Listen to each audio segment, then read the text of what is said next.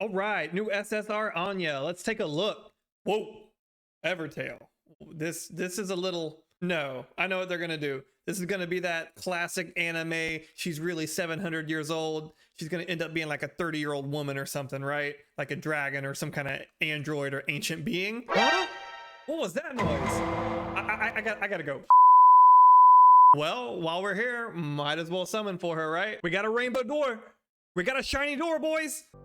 Oh, no. Whatever, let's just start the video.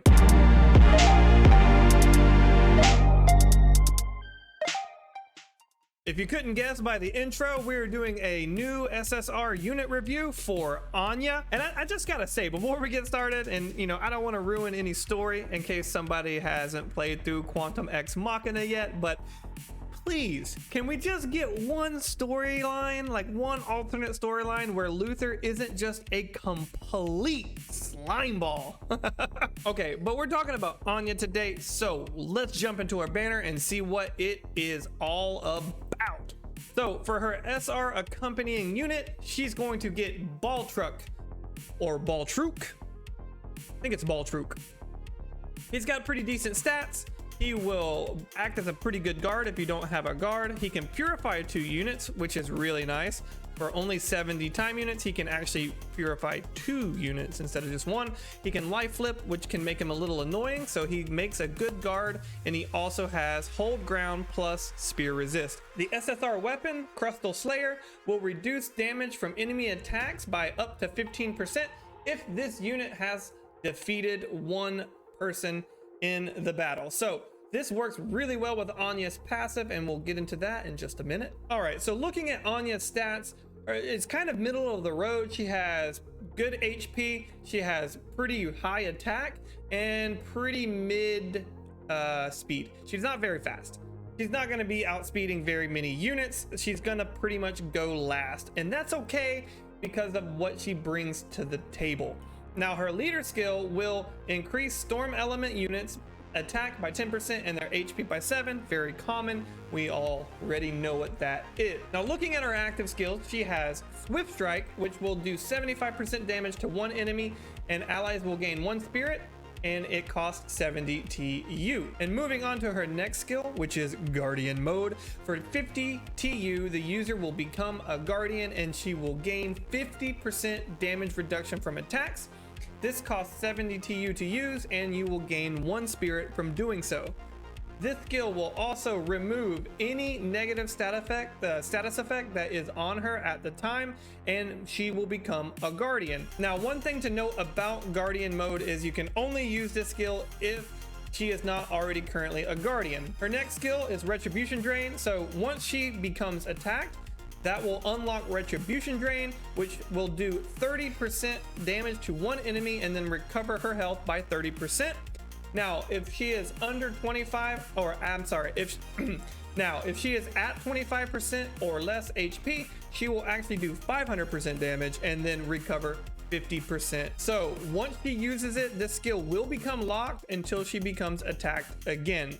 Okay, so she can't just keep using it in succession unless she is constantly getting attacked. And once she has defeated at least 1 unit on the battlefield, she will unlock Savage Force, which is very strong. It's 500% damage to 2 enemies for 160 time units for 2 spirit.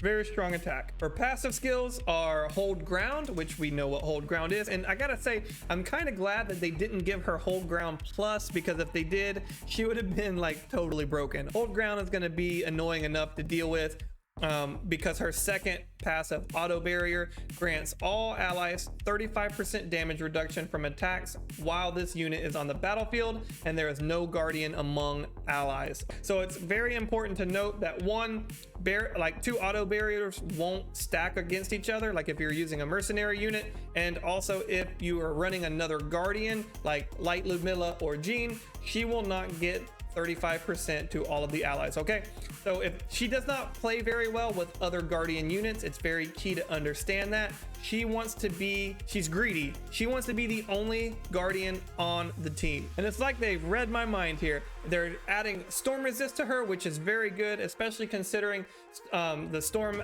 units that have been released lately. So she will do 10% or take 10% less damage from storm units. So an innate damage reduction against storm units. Very, very, very nice. Then she has HP, attack, and spear mastery. All pretty good. Let's go over her profile real quick. There's part 1, part 2, and part 3. Okay, so where does Anya fit in? Well, anywhere. No, seriously, as long as there is not a guardian on the team, she will add power to that team. It doesn't matter what team it is. She is that versatile. Having 35% damage reduction on all your units is pretty massive. This stacks with leader skill and weapon, and also armor type reduction abilities like survival armor. Now, one thing to note, if you're running that survival armor, it's not additive to the point where it becomes like negating the entire damage. You don't get 100% damage reduction from that. Very important to understand that distinction, but don't get it twisted. It is still stupid strong. At first glance, she looks like a typical guardian because of guardian mode and swift strike, but then when you see retribution drain, savage force combined with auto barrier, you realize she is here to make your attacking units continue to attack without fear. It doesn't matter. Yeah, so her auto barrier is going to make units that have drain skills or regeneration abilities that much more difficult to deal with. So, you know, imagine a Dark Rosette who has a high HP pool, does decent damage, and now she has 35% damage reduction on top of poison drain, right? It's going to be pretty annoying to deal with. So any kind of regenerative unit is going to be really nasty when paired with Anya. However, like I said before, she literally can be plugged and played into any team imaginable, because having 35% damage reduction is huge for any team. So you can really get creative with how you use Anya. It doesn't matter where you put her, she's going to add value to that team, and that makes her amazing. Should you pull for Anya? And my answer is, if you have the Sky Stones, you should pull for her, right? If you're free to play and you don't have at least 10,000 Sky Stones, I would say hold off. But literally for everyone else, you should try to get this unit. She's powerful, she's versatile, and she will add value to any team that you have. Like, it doesn't matter. Like, as long as she's not paired with another guard, she's gonna be great. And keep in mind that she also has her own drain ability. So if she's attacking with Swift Strike and gets attacked, she still has 35% damage reduction because she's part of that all allies. And then she can still turn around and do retribution drain. So she can be an attacker herself, as well as providing damage mitigation to her entire team. This is probably the safest pull that I've seen come up within the last few months. It's almost like a given to get this unit. I can't stress enough though, if you're free to play, it is not worth going for an SSR unit if you don't have at least 10 to 15,000 Sky Stones saved up. You're just probably gonna waste your Sky Stones and get mad at the game and quit. There will always be new units. There will always be returning banners. It's better to plan for the long road if you're free to play.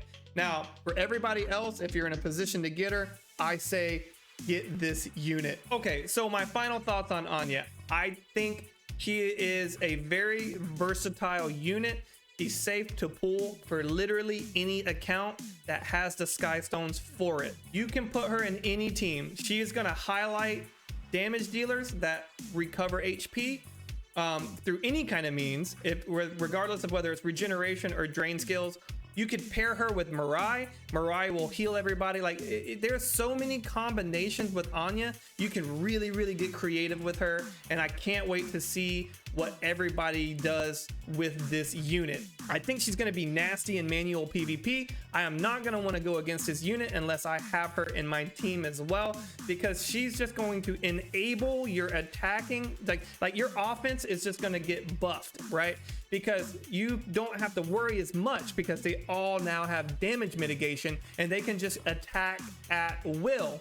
It's gonna be crazy. It's just gonna be nuts. It's gonna be nuts. What she brings to your team is invaluable. She brings entire damage mitigation, like not just for herself, but for everyone around her, and not just in the form of taking damage like a normal guardian does. She just straight up gives them barrier. But hey, let me know what you guys think about this unit. Are you guys excited to pull her? Are you going to pull her? Did you get her? Let me know in the comments down below. And as always, if you found this video informative or liked it in any way whatsoever, consider liking and subscribing to the channel for more future content like this. And with that, I'll see you next time.